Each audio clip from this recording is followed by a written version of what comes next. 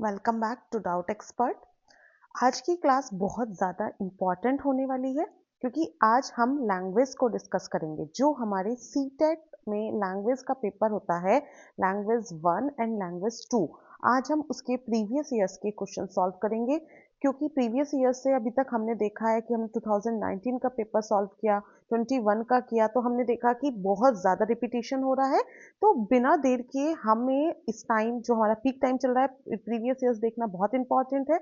1 second का हम briefing करेंगे, उसके बाद डायरेक्ट क्लास पे आएंगे क्योंकि क्लास बहुत बहुत ज़्यादा इंपॉर्टेंट है। अगर आप इसको मिस कर देते हैं तो समझ लीजिए आपके 4 से 5 नंबर का आपको नुकसान होने वाला है। देखिए, जो सीटेट का पैटर्न है, इसमें लैंग्वेज जो होती है, लैंग्वेज 1 और लैंग्वेज 2, दो लैंग्वेज होती हैं। ठीक है, आप उसमें हिंदी भी ले सकते हैं, इंग्लिश भी ले सकते हैं, या फिर कोई अगर अदर लैंग्वेज का है तो वो लैंग्वेज ले सकता है। उसके लिए आपको अलग से बुकलेट लेनी पड़ती है। अगर आपकी, जैसे ये बुकलेट हम एम ले रहे हैं, तो आप एम की अलग बुकलेट अलग लैंग्वेज की ले सकते हैं।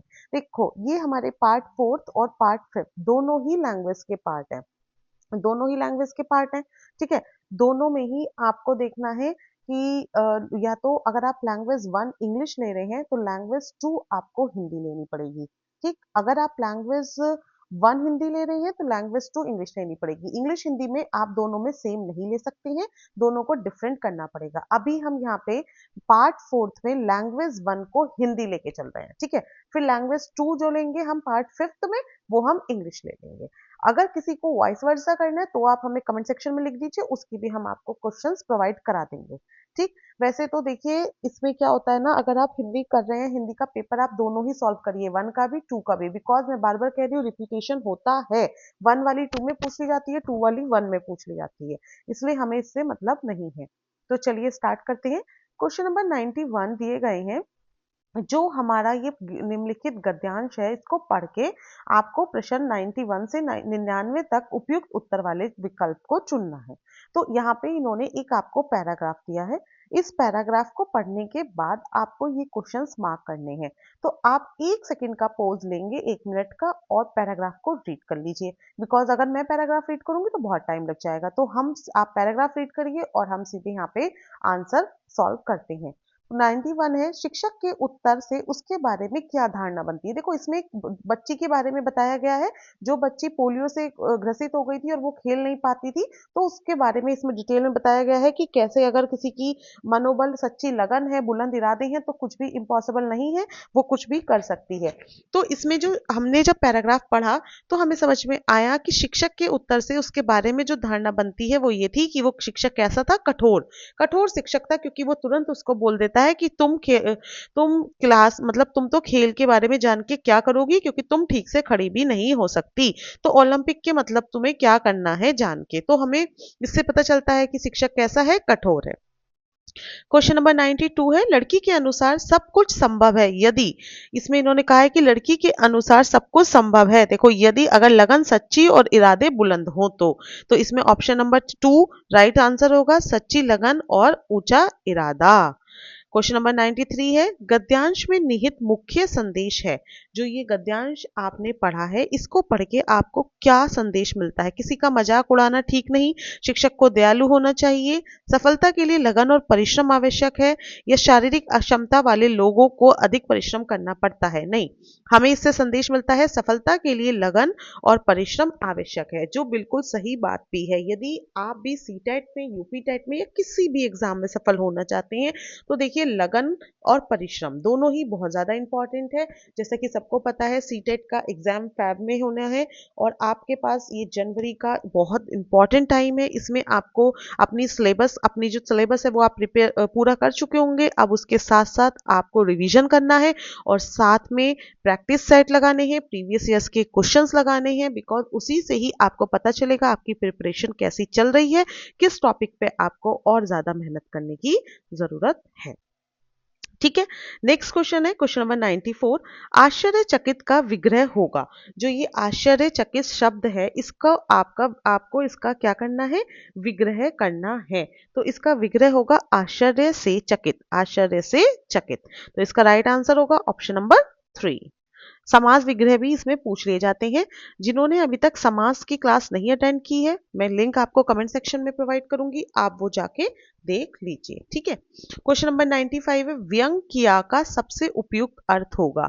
व्यंग यानी कि किसी को भी व्यंग किया, एक तरह से कमेंट किया, तो इसका आपको सबसे उपयुक्त अर्थ बताना है। ऑप्शन है उपहास किया यानी मजाक उड़ाई, निकाल दिया ये भी नहीं है, डांट दिया नहीं है, ताना मारा, हाँ कमेंट किया, व्यंग किया, ताना मारा।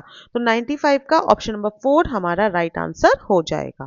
क्वेश्चन नंबर 96 है, पौष्टिक खुराक में दोनों शब्द क्रमशः क्या है? जो ये पौष्टिक खुराक है, एक मैंने हिंदी की क्लास आपके लिए अपलोड की है, बहुत इंपॉर्टेंट है। एक तो समास वाली मैं आपको बता ही रही हूँ, एक है जिसमें हमने देसी, विदेशी, तत्सम, तद्भव सब तरह के क्लास शब्दों को बता, बहुत इंपॉर्टेंट और कह दो कि बहुत ज्यादा इंटरेस्टिंग क्लास है। और वहां से 4 से 5 नंबर के क्वेश्चंस बनते ही हैं। आप देखो अभी हमने 3 क्वेश्चन भी सॉल्व नहीं किए और 2 क्वेश्चंस इसमें से ही आ गए हैं। तो आप मान के चलिए ये बहुत इंपॉर्टेंट क्लास है, आपको लिंक प्रोवाइड कर दूंगी। और इसके अलावा आप हमारा व्हाट्सएप चैनल ज्वाइन कर लीजिए जिसका लिंक डिस्क्रिप्शन में है। वहां पे आपको सारी क्लासेस के डायरेक्टली लिंक मिलते रहते हैं, तो कुछ भी आपसे मिस नहीं होगा। तो ये जो पौष्टिक खुराक है, इसमें देखो जो पौष्टिक है वो तो है तत्सम शब्द, और ये जो खुराक है ये है आगत शब्द। कैसा शब्द है? आगत शब्द। तो ऑप्शन नंबर 4 इसका राइट आंसर हो जाएगा। देखिए जब आप एग्जाम में बैठेंगे तो ये वाले क्वेश्चंस ना थोड़े कंफ्यूजिंग क्वेश्चन होते हैं। अगर आपको सबका कॉन्सेप्ट सही से नहीं पता है तो आप सोच के देखिए, आप इसमें कंफ्यूज हो सकते हैं। इसलिए और क्वेश्चन आता ही है, तत्सम, तद्भव, देशी, विदेशी, ये सब इन चीजों का एक ना एक क्वेश्चन जरूर आता है। तो ये बहुत इंपॉर्टेंट है। क्वेश्चन नंबर 97 है, तुम्हें कौन सा खेलों में भाग लेना है? देखो यहाँ पे उन्होंने लाइन बोली थी ना, ये बोली थी तुम्हें कौन सा खेलों में भाग लेना है, जो यह सब जानना चाहती हो। तो इसी लाइन से क्वेश्चन बना है। भावार्थ की दृष्टि से देखें तो उपयुक्त वाक्य, ये कैसा वाक्य है कि तुम्हें कौन सा खेलों में भाग लेना है? ये किस तरह का वाक्य है? आप ये प्रश्नार्थक नहीं है, ये है निषेधार्थक, यानी कि मतलब एक नेगेटिविटी में उस पर कमेंट हो रहा है। समझ रहे हो आप कि नेगेटिविटी में उससे कमेंट किया जा रहा है कि अरे तुम क्या करोगी जान के, तुम्हें कौन सा खेलों में भाग लेना है ना? तो ये है निषेधार्थक वाक्य। क्वेश्चन नंबर 98 है, लड़की के सवाल पूछने पर छात्र हंस पड़े क्योंकि लड़की खेलना नहीं जानती थी, खेल नहीं सकती थी, खेलना नहीं चाहती थी या बहुत छोटी थी। आप इसमें से देखो, जब आपने पढ़ा तो आप जब पैराग्राफ पढ़ा तो वहां से आपको समझ में आया कि लड़की खेल नहीं सकती थी क्योंकि वो पोलियो से ग्रसित थी। तो इसका ऑप्शन नंबर 2 राइट आंसर हो जाएगा। इसलिए जो छात्र थे वो क्या हुए? हंस पड़े।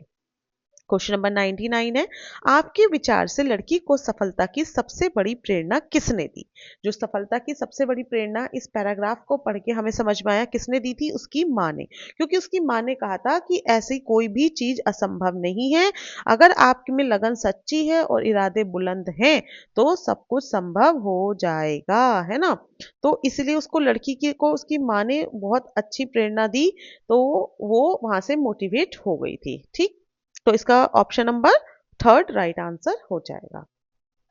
यहां तक तो थे हमारे पैराग्राफ से रिलेटेड।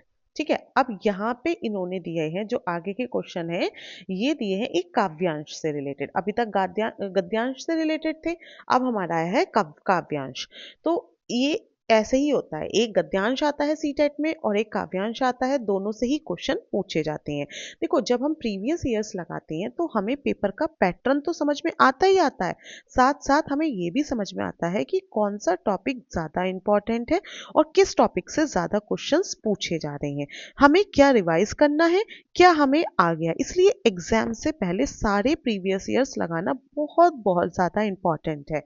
बहुत सारे प्रीवियस ईयर ऑलरेडी अपलोड हो चुके हैं, अगर आपने अभी तक वो नहीं देखे हैं तो आप वो भी देख लीजिए। और हाँ, ये पेपर 2 है, ये जो हम सॉल्व कर रहे हैं ये पेपर 2 है, अपर प्राइमरी लेवल या फिर जूनियर लेवल आप इसको कह सकते हैं। बट अगर आप पेपर 1 की तैयारी कर रहे हैं तो भी आप ये ना सोचें कि ये आपके लिए इंपॉर्टेंट नहीं है, ये बहुत इंपॉर्टेंट है। इसलिए इंपॉर्टेंट है क्योंकि क्वेश्चंस का रिपीटिशन होता है पेपर 1 और पेपर 2 में, बिकॉज सिलेबस तो सेम ही है बट क्वेश्चन पूछने का मेथड अलग हो जाता है ना, थोड़ा और डिटेल्स में आ जाता है। तो आप, मैंने इतने बताया, आपने 1 मिनट देख के ये पैराग्राफ पढ़ लीजिए। इस पैराग्राफ में दिशाएं निमंत्रण मुझे दे रही हैं, सफलता का यह द्वार मेरे लिए है। न अवरोध कोई, न वादा कहीं है, न संदेह कोई, न व्यवधान कोई। अटल एक विश्वास मन में भरा है, नहीं पथ डगर आज अनजान कोई। हृदय में कहीं कह रहा बात कोई, धरा और गगन सिर्फ तेरे लिए हैं। नहीं कुछ जहां यहाँ जो मुझे रोक पाए, न कोई यहाँ जो मुझे टोक पाए। अजानी हवा में बहे जा रहा हूँ, मुझे आज लगता है कि मैं वह नहीं हूँ। ग्रही जगमगा इंद्रधनुषी दिशाएं, दिगंतर मंदिर रस अलौकिक पिए है। मदिर रस अलौकिक पिए है। अब इसके अनुसार आपको आंसर करना है। दिशाएं कवि को क्यों बुला रही हैं? आप बताइए, इसको पढ़ के आपने क्या समझा? जो काव्यांश से क्वेश्चन आते हैं वो डायरेक्ट क्वेश्चन नहीं आते हैं, उसे आपको समझना होता है। दिशाएं निमंत्रण मुझे दे रही, सफलता का यह द्वार मेरे लिए है। तो क्यों दे रही हैं? कविता पाठ करने के लिए, अनजान रास्तों से बचने के लिए, संदेह दूर करने के लिए, या फिर सफलता प्राप्त करने के लिए। तो ऑप्शन नंबर 4 राइट आंसर होगा। क्यों दे रही हैं? सफलता का यह द्वार मेरे लिए है, सफलता प्राप्त करने के लिए दे रही हैं। क्वेश्चन नंबर 101 है, कवि को अपनी सफलता पर अटल विश्वास क्यों है? जो कवि है उसको अपनी सफलता पर अटल विश्वास क्यों है? उसे कोई रुकावट नहीं दिखाई देती, दिशाएं उसे बुला रही हैं, उसे रोक टोक करने वाला कोई नहीं है, ये सफलता पाना बहुत सरल है। देखो एक बार मैं आपको बता देती हूँ, यहाँ से आप ढूंढ के देखिए, सफलता पर अटल विश्वास है ना। यहाँ पे उसने बोला है, न अवरोध कोई, न वादा कहीं, न संदेह न कोई, न व्यवधान कोई। अटल है एक विश्वास मन में भरा, नहीं पथ डगर आज अनजान कोई। तो क्यों? क्योंकि उसे कोई रुकावट नहीं दिख रही है। वो कह रहा है ना, यहाँ ना तो कोई अवरोध है, ना कोई वादा है, ना कोई संदेह है, ना कोई व्यवधान है। अटल है उसके विश्वास में, उसके एक विश्वास उसके मन में अटल है कि उसके पथ में कोई भी अवरोध नहीं है, इसलिए उसे सफलता मिल जाएगी। इसलिए इसका राइट आंसर होगा, उसे कोई रुकावट दिखाई नहीं देती है। काव्यांश पढ़ने के बाद समझना भी है, तभी आप राइट आंसर मार्क कर सकते हैं। क्वेश्चन नंबर 102 है, किस पंक्ति से प्रतीत होता है कि कवि का व्यक्तित्व बदल गया है?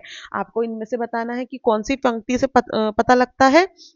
अटल एक विश्वास मन में भरा, इससे तो नहीं लग रहा।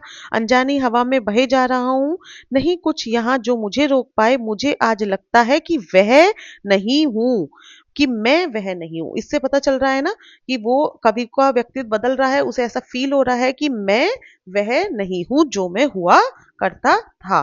तो ऑप्शन नंबर 4 इसका राइट आंसर होगा। क्वेश्चन नंबर 103 है, व्याकरण की दृष्टि से इंद्रधनुषी शब्द, देखो आ गया, संज्ञा सर्वनाम विशेषण देशी विदेशी देशज है ना, और ये जो मिलके बनते हैं वो सारे शब्द आ गए।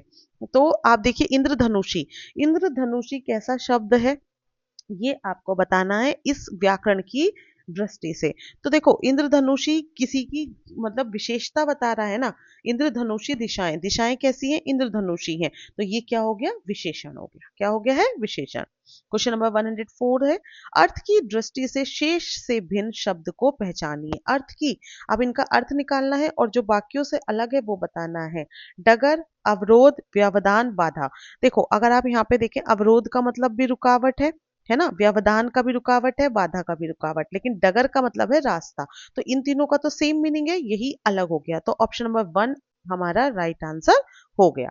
क्वेश्चन नंबर 105 है, कविता को का केंद्रीय स्वर है, जो कविता है उसका केंद्रीय स्वर। इस तरह के क्वेश्चंस भी पूछे जाते हैं, इस तरह के क्वेश्चंस बहुत पूछे जाते हैं। यहाँ से आप समझ के चलिए केंद्रीय स्वर क्या है।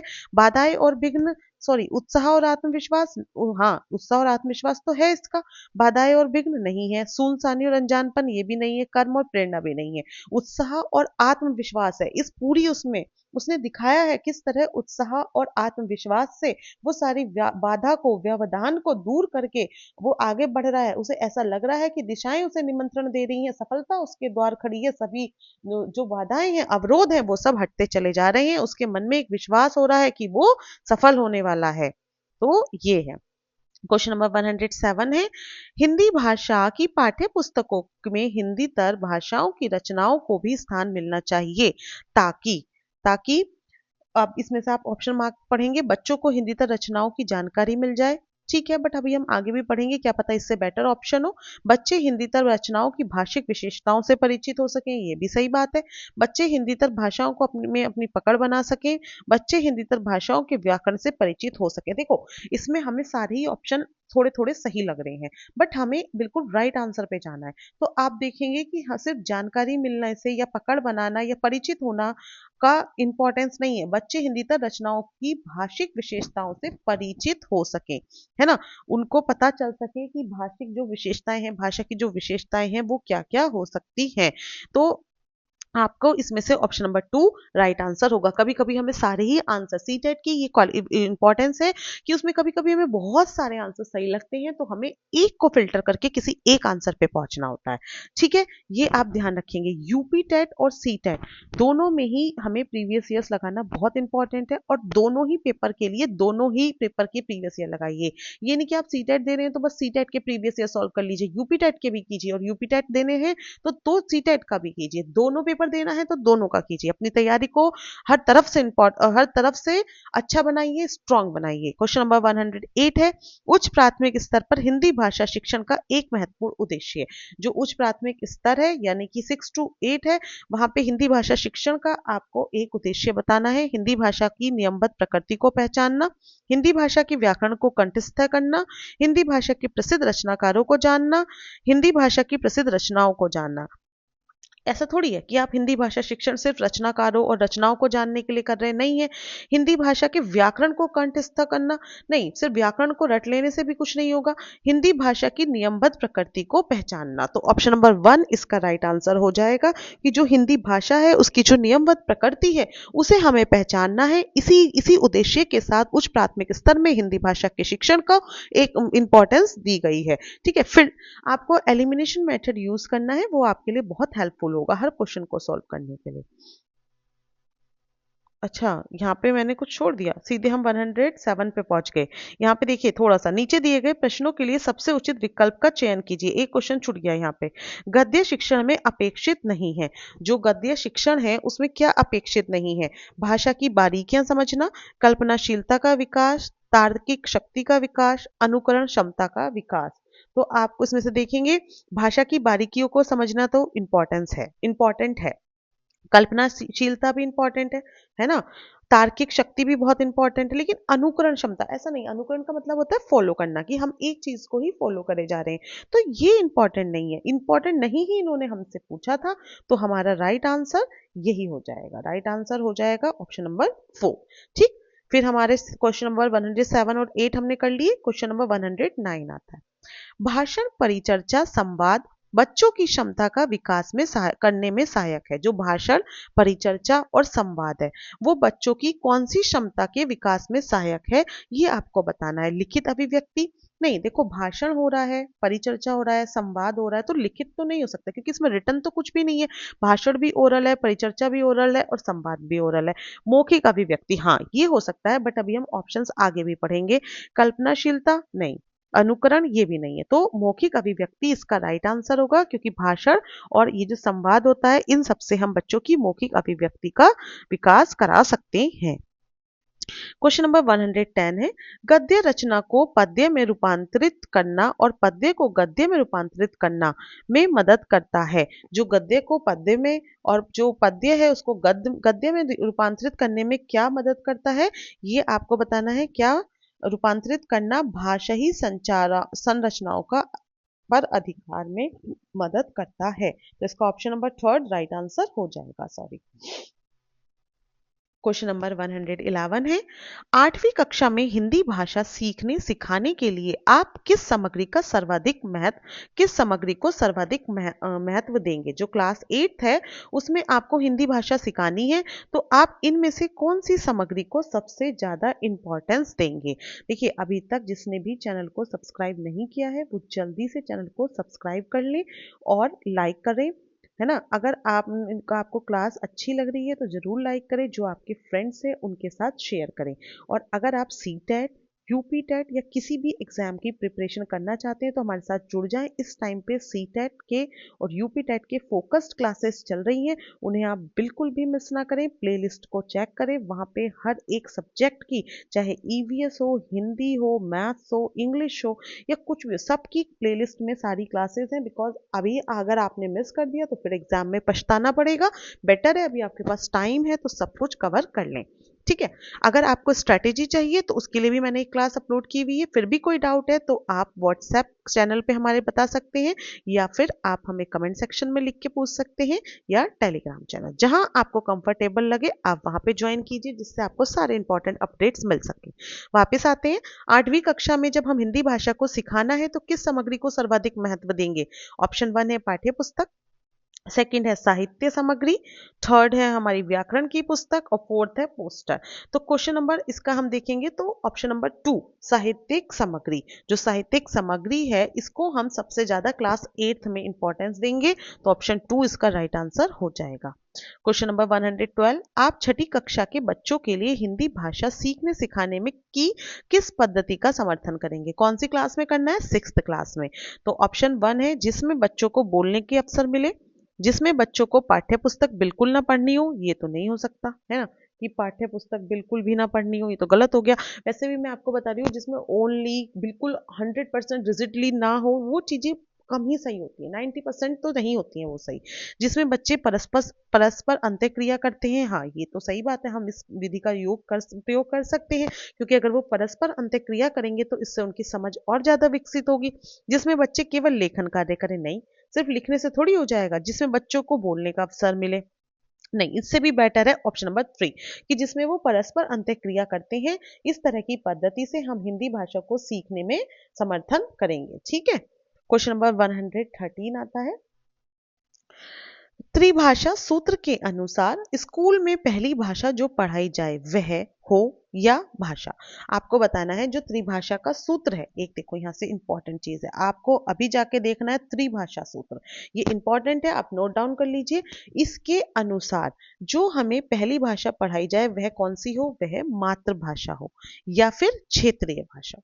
ठीक है, हम यहाँ पे और ऑप्शन पे क्यों नहीं जा रहे हैं? मातृभाषा और हिंदी, भाई जरूरी थोड़ी है किसी और की भाषा हिंदी हो, है ना। ठीक है, अगर यहाँ पे अगर हम देखें कि जो इंडिया का हमारा नॉर्थ साइड है कि यहाँ पे हिंदी है, जरूरी थोड़ी है कि हम, ये तो पेपर तो सब जगह के लिए कि साउथ में हिंदी है ना, तो हम किसी भी, या फिर कोई भी बच्चा है, हम नॉर्थ साउथ भी ना करें, अपने यहाँ भी कोई जरूरी थोड़ी है हर बच्चा हिंदी में ही सीखे, तो नहीं, हिंदी अंग्रेजी नहीं, क्यों भाई, कैसे, कोई जरूरी नहीं है अंग्रेजी या विदेशी, ये भी नहीं है। हाँ, ये ऑप्शन नंबर 1 इसलिए हमने फिल्टर किया क्योंकि पहली भाषा उसकी मातृभाषा हो, चाहे वो हिंदी हो, इंग्लिश हो, उर्दू हो, और उसकी तेलुगु हो, तमिल हो, कोई भी हो, XYZ उसकी मातृभाषा हो, और दूसरी जो उसकी क्षेत्रीय भाषा हो जिसमें वो बहुत अच्छे से और इजीली कंफर्टेबली समझ सके। तो इसलिए ऑप्शन नंबर 1 इसका राइट आंसर हो जाएगा। क्वेश्चन नंबर 114 है, व्याकरण पढ़ाने की आगमन विधि पर सर्वाधिक बल देती है। जो व्याकरण है वो पढ़ाने की आगमन विधि को, व्याकरण पढ़ाने की आगमन विधि पर विधि, जो व्याकरण पढ़ाने की आगमन विधि है वो नियमों, परिभाषा, उदाहरणों या मानक, देखो पता होगा जो व्याकरण पढ़ाने की आगमन विधि है वो उदाहरणों पर सर्वाधिक बल देती है। किस पे देती है? उदाहरणों पर। आगमन विधि में उदाहरण के थ्रू समझाया जाता है, इसलिए इसका राइट आंसर भी उदाहरण होगा।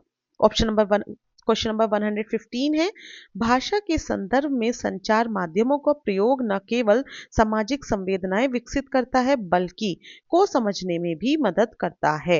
अब आपको बताना है इनमें से विभिन्न माध्यमों की जानकारी, विभिन्न माध्यमों में प्रयुक्त भाषा, विभिन्न माध्यमों के उपयोग विधि, विभिन्न माध्यमों की आर्थिक स्थिति। तो देखो, भाषा के संदर्भ में संचार माध्यमों का प्रयोग न केवल सामाजिक संवेदनाएं विकसित करता है बल्कि विभिन्न माध्यमों में प्रयुक्त भाषा को समझने में मदद करता है। तो ऑप्शन नंबर 2 इसका राइट आंसर हो जाएगा।